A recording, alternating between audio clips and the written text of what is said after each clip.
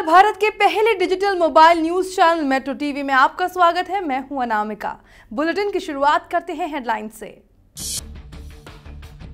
Agusta Westland मामले में पूर्व वायुसेना प्रमुख एसपी त्यागी से आज होगी पूछताछ। डील के बिचौलिए से साठगांठ के बारे में सीबीआई करेगी बयान दर्ज। उत्तराखंड के 13 जंगलों में लगी आग हुई बेकाबू, 7 लोगों की मौत। वायुसेना के हेलीकॉप्टर से बरसाया गया पानी। 4 से 5 दिनों के अंदर आग बुझा लेने का दावा। कोयला घोटाले में जांच एजेंसी सीबीआई के एक अधिकारी का बड़ा खुलासा। मामले को हल्का बनाने के लिए अपने साथी अधिकारियों पर रिश्वत लेने का लगाया आरोप। इराक में हुए कार बम विस्फोट में 33 लोगों की मौत, 63 लोग घायल। आतंकी संगठन आईएसआईएस ने ली फिदायन हमले की जिम्मेदारी। और बीसीसीआई में लोधा पैनल की सिफारिश को लेकर आज सुप्रीम कोर्ट में सुनवाई।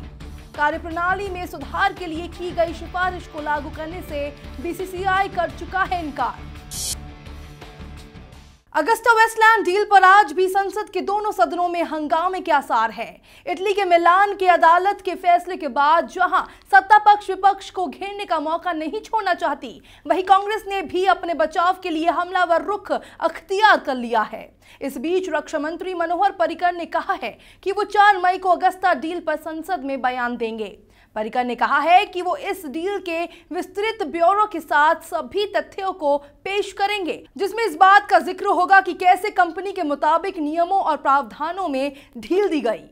अगस्ता वेस्टलैंड मामले में भारतीय जांच एजेंसियों ने कहा है कि वीवीआईपी हेलीकॉप्टर डील में कथित रिश्वत का कुछ हिस्सा चालाकी से प्रत्यक्ष विदेशी निवेश यानी एफडीआई के रूप में भारत लाया गया। जांच एजेंसियों का मानना है कि इसके लिए मॉरिशस और ट्यूनीशिया की कुछ फर्जी कंपनियों का सहारा लिया गया। हालांकि अभी भी उस 160 करोड़ रुपए के बड़े हिस्से का पता नहीं चल सका है, जो इटली के मिलान कोर्ट ऑफ अपील्स के मुताबिक बिचौलिए गुइडो हाशुक को अगस्ता वेस्टलैंड ने दिए गए थे। उत्तराखंड के जंगलों में लगी आग में अब तक 7 लोगों की जान जा चुकी है और 2269 हेक्टेयर जंगल बर्बाद हो गए हैं। सूत्रों के मुताबिक फिलहाल हालात काबू में हैं। केंद्रीय वन एवं पर्यावरण मंत्री प्रकाश जावड़ेकर ने कहा कि 3 से 4 दिन या अधिकतम 1 हफ्ते में इस आग पर काबू पाया जा सकेगा। उत्तराखंड के जंगलों में बेकाबू होती आग पर काबू पाने के लिए वायुसेना के हेलीकॉप्टरों ने रविवार को पानी बरसाया। आग को बुझाने के लिए एक झील से पानी लेकर प्रभावित इलाकों पर पानी की बौछार करने के लिए भारतीय वायुसेना के एक MI-17 हेलीकॉप्टर ने नैनीताल जिले में कई छोटी उड़ानें भरी। बहरहाल ठीक से दिखाई ना देने की वजह से पोढ़ी में हवाई अभियानों के लिए दूसरे हेलीकॉप्टर को तैनात नहीं किया जा सका। कोयला घोटाले में जांच एजेंसी सीबीआई के एक अधिकारी के खुलासे से बड़ा हंगामा खड़ा हो सकता है। अधिकारी ने मामले में सीबीआई के अपने कुछ साथियों पर रिश्वत लेने का आरोप लगाया है। शिकायतकर्ता ने मामले में सीबीआई डायरेक्टर को एक चिट्ठी में इस बात का दावा किया है। शिकायत करने वाले ने चिट्ठी में नाम ना लिखते हुए खुद को सीबीआई का ईमानदार जांच अधिकारी बताया है। शिकायत में कहा गया है कि एजेंसी में उनके साथ काम कर रहे कुछ साथियों ने मामले को कमजोर करने के लिए रिश्वत ली है। इसे सार्वजनिक नहीं किया गया है क्योंकि सुप्रीम कोर्ट ने जांच के संबंध में सख्त गोपनीयता बरतने के आदेश दिए हैं। कोयला घोटाले की जांच सीबीआई द्वारा सुप्रीम कोर्ट की निगरानी में चल रही है।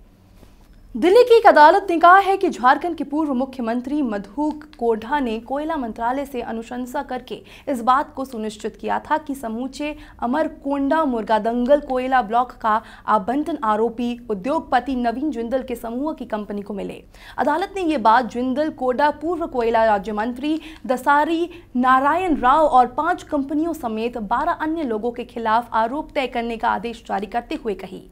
अदालत ने कहा कि इस स्थिति में कोढ़ा का व्यवहार जिंदल और कोढ़ा के बीच सहमति को दिखाता है ताकि झारखंड सरकार की ओर से कोयला ब्लॉक के आवंटन की सिफारिश आरोपी कंपनी जिंदल स्टील एवं पावर लिमिटेड और गगन स्पंज आयरन प्राइवेट लिमिटेड के पक्ष में की जा सके। अदालत ने इन लोगों के खिलाफ भारतीय दंड संहिता और भ्रष्टाचार निरोधक कानून के तहत कथित तौर पर आपराधिक साजिश रचने, धोखाधड़ी, भरोसे के आपराधिक हनन के तहत आरोप तय करने का निर्देश दिया।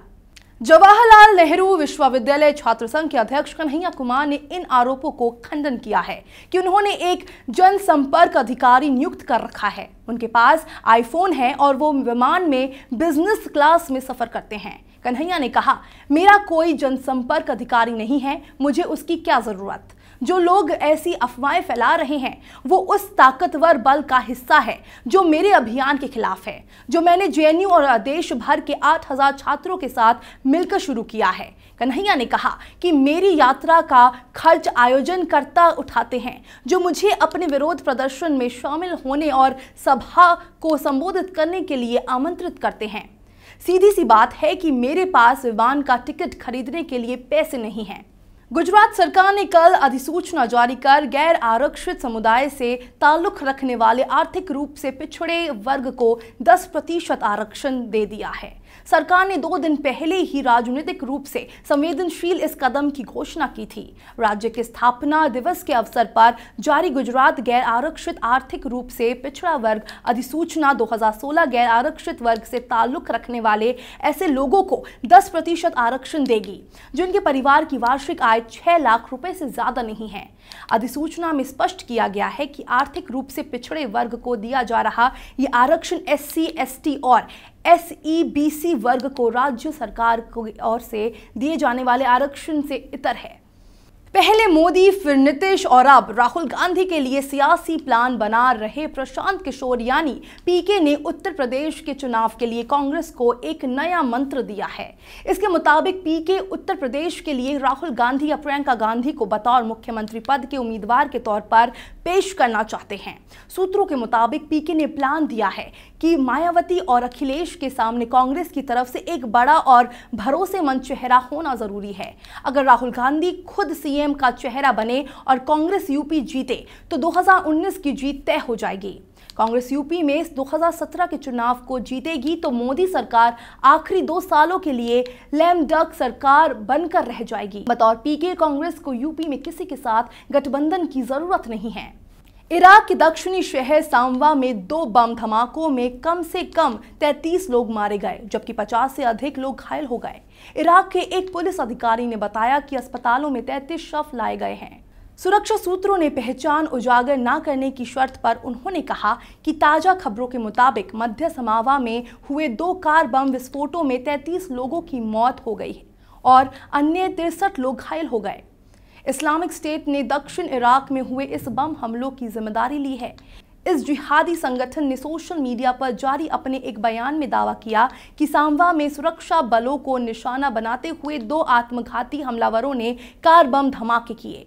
आखिरी 12 ओवरों की कसी हुई गेंदबाजी और बाद में कप्तान रोहित शर्मा के आईपीएल के मौजूदा सत्र में लक्ष्य का पीछा करते हुए लगातार 5वें अर्धशतक की बदौलत मुंबई इंडियंस ने रविवार को यहां राइजिंग पुणे सुपर जॉयंट्स को 8 विकेट से हराकर अंक तालिका में दूसरा स्थान हासिल कर लिया। स्टीवन स्मिथ और सौरव तिवारी के बीच 84 रन की धमाकेदार साझेदारी से राइजिंग पुणे सुपर जॉयंट्स ने पहले बल्लेबाजी का न्योता मिलने पर अच्छी शुरुआत की थी। मुंबई के गेंदबाजों ने इसके बाद शानदार वापसी करके पुणे को आखिरी में 5 विकेट पर 159 रन ही बनाने दिए। इसके बाद रोहित के बल्ले ने रन उगले। मुंबई इंडियंस के कप्तान ने 60 गेंदों पर नाबाद 85 रन की पारी खेली। आईपीएल 9 में मुंबई के खिलाफ रविवार को अहम मैच गंवाने वाली पुणे सुपर जॉयंट्स को एक और बड़ा झटका लगा है। टीम के शानदार बल्लेबाज ऑस्ट्रेलियाई कप्तान स्टीव स्मिथ चोट की वजह से आईपीएल से बाहर हो गए हैं। बीते शुक्रवार को एक अहम मैच में अपना पहला T20 शतक जड़ने वाले स्मिथ ने रविवार को मुंबई के खिलाफ भी 23 गेंदों में 45 रन बनाए थे। मैच के दौरान स्मिथ की कलाई में चोट आ गई जिसके बाद वो मैच से बाहर हो गए। बाद में टीम ने जानकारी दी कि स्मिथ अब इस सीजन में नहीं खेल पाएंगे। इसके पहले पुणे सुपर जॉयंट्स में शामिल ऑस्ट्रेलियाई खिलाड़ी मिशेल मार्श भी चोट की वजह से बाहर हो चुके हैं। उनके अलावा केविन पीटरसन और फाफ डू प्लेसी भी आईपीएल के इस सीजन में नहीं खेल पाएंगे। 2 बार चैंपियन रही कोलकाता नाइट राइडर्स आज रॉयल चैलेंजर्स बेंगलुरु के खिलाफ जीतने के इरादे से उतरेगा। बता दें कि अगर कोलकाता इस मैच में बेंगलुरु से जीत जाता है तो इंडियन प्रीमियर लीग अंक तालिका में वो दूसरे स्थान पर आ जाएगा। नाइट राइडर्स की टीम अभी 7 मैचों में 8 अंक के साथ अंक तालिका में तीसरे स्थान पर है। टीम ने 4 मैच जीते हैं जबकि 3 हारे हैं। आरसीबी की टीम 6 मैचों में 2 जीत से सिर्फ 4 अंक के साथ 7वें स्थान पर है। केकेआर और आरसीबी दोनों को हालांकि अपने पिछले मैचों में दिल्ली डेयरडेविल्स और सनराइजर्स हैदराबाद के खिलाफ शिकस्त का सामना करना पड़ा है। पंजाब के स्वर्ण मंदिर आने वाले श्रद्धालुओं को अब मंदिर परिसर और इसके आसपास के क्षेत्र में निःशुल्क वाईफाई इंटरनेट पहुंच की सुविधा मिलेगी। शिरोमणि गुरुद्वारा प्रबंधक कमेटी ने कल यहां कहा कि धार्मिक मूल्यों को देखते हुए ये सेवा मंदिर के गर्भगृह के भीतर और जलाशय के आसपास उपलब्ध नहीं होगी।